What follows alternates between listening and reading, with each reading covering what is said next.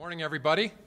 I want to welcome the student athletes, especially our coaches, the administrators that have attended, the media that have always been wonderful in following our great accomplishments of the student athletes and RMAC sports overall. RMAC staff, Eric Danner, Kirsten Ford, Zach Bond, our Director of Media Relations, and we also have a representative here from Wilson, the official football sponsor of the Rocky Mountain Athletic Conference, Jamie Andra. So welcome, Jamie and Wilson. And all of our guests and anyone else here that is here to support RMAC football. It's our 106th season of RMAC football. It's our 10th annual RMAC kickoff, and certainly no better way to do it than to acknowledge that RMAC football has always been strong, always been competitive, and always been a national contender. But with a trophy in the case now from Colorado State University Pueblo, the first RMAC football champion, we have established ourselves as a premier football conference, and that's not just CSU Pueblo, but that's every team here. So let's give CSU Pueblo and RMAC football a round of applause for an excellent year last year.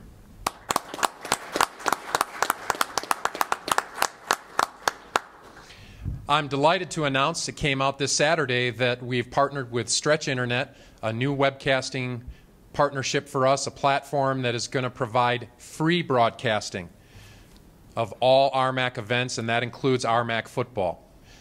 And over the past 3 to 4 years, we have been going on a pay-per-view model. There was an expense to watch RMAC football. That is no longer. So parents, friends, family, supporters of your programs, of your team, will be able to watch RMAC football for free by going to any of the institution websites and finding the free links there, or our new web address, which will be unveiled in the coming weeks, rmacsports.tv. We're exceptionally excited about that. We're live for the first time ever in 10 years in the RMAC kickoff.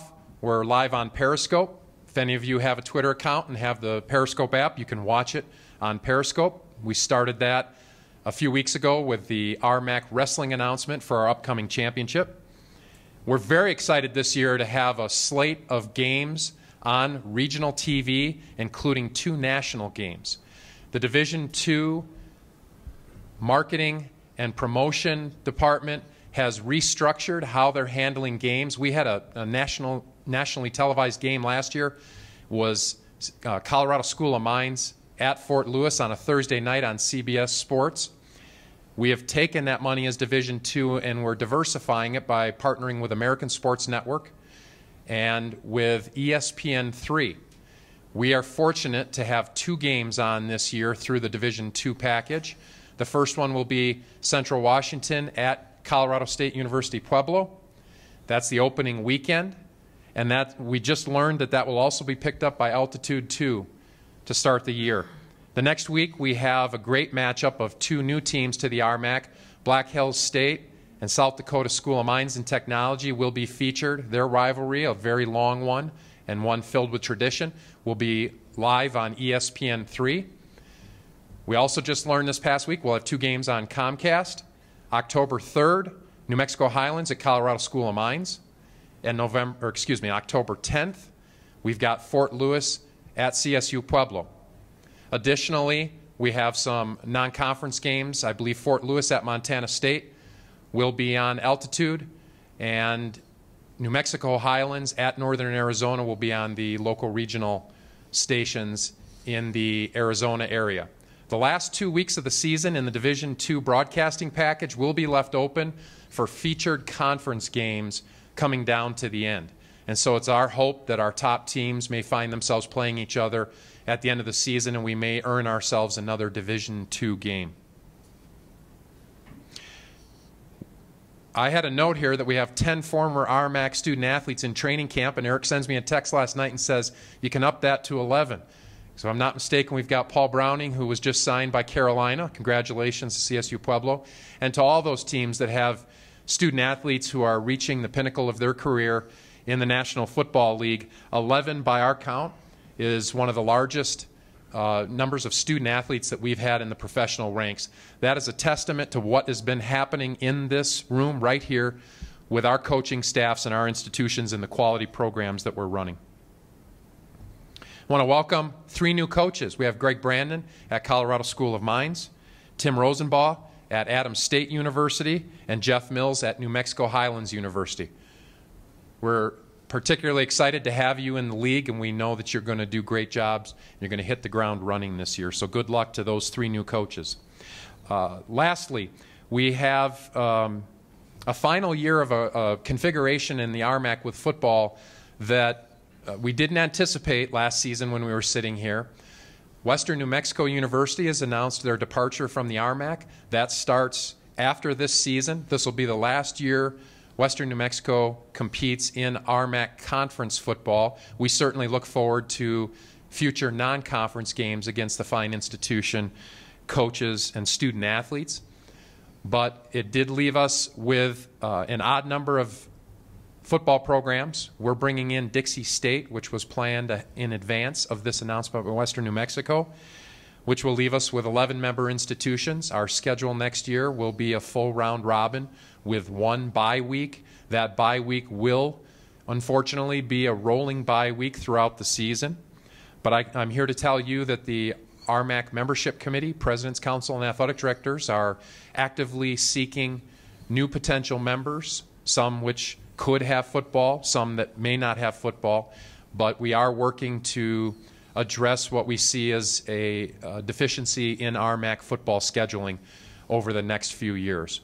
But most importantly here today, we want to congratulate Western New Mexico on their membership for many, many years and wish them well as they enter the Lone Star Conference and complete their final season of RMAC football. That is all I have. I'll take questions if there are any. So members of the media, you can ask questions now, or if you want to do one-on-ones, we'll open those up at 10:45 and go to about 11:30, and you can ask anyone one-on-ones at that point. So at this point, if you have any questions for Commissioner Graham. Okay. Eric, thank you. We now open it up for Gene Bouwmann, our coordinator of football officials, to talk a little bit about any changes happening with officiating this year. First, I'd like to welcome everyone here, ladies and gentlemen from the press, student athletes, coaches, the staff from the RMAC.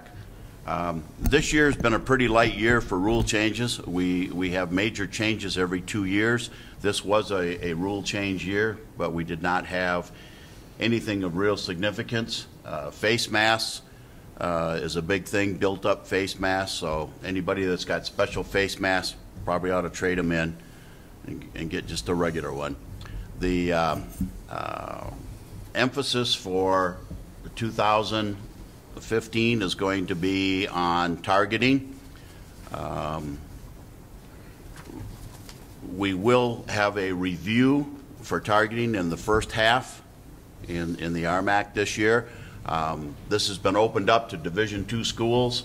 Last year, and the previous year, we were only allowed to review the second half, and if there's a player that is ejected. This year we'll be allowed to review the first half and the second half.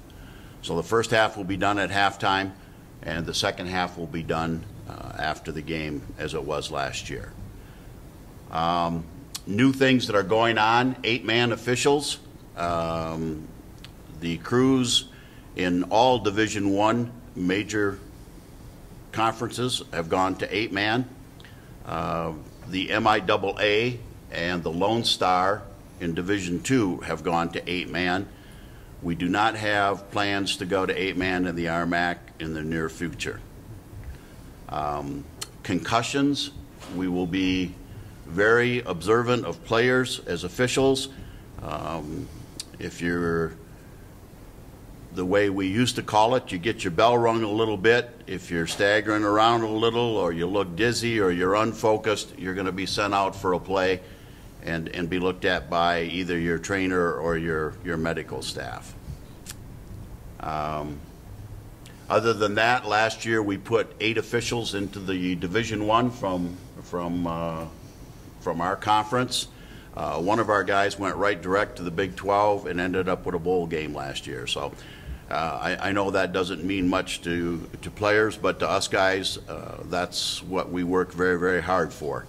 And this year we moved 5 up, and last year you had 28 officials out of 42. You had 28 of them that had 2 years or less experience, and this year we only have 8. So new officials. So it's getting better. The quality of our officiating is improving. Our training is improving. Our test scores. When I first came into the conference, our average test score was 64, and we just had our second clinic yesterday all day, and our average test score was 101. So our guys are getting a lot sharper in the rules. So all in all, I hope you guys have a great season, and looking forward to seeing you on the field. Any questions? No one ever questions officials. Amazing. Okay, thank you. Thank you, guys.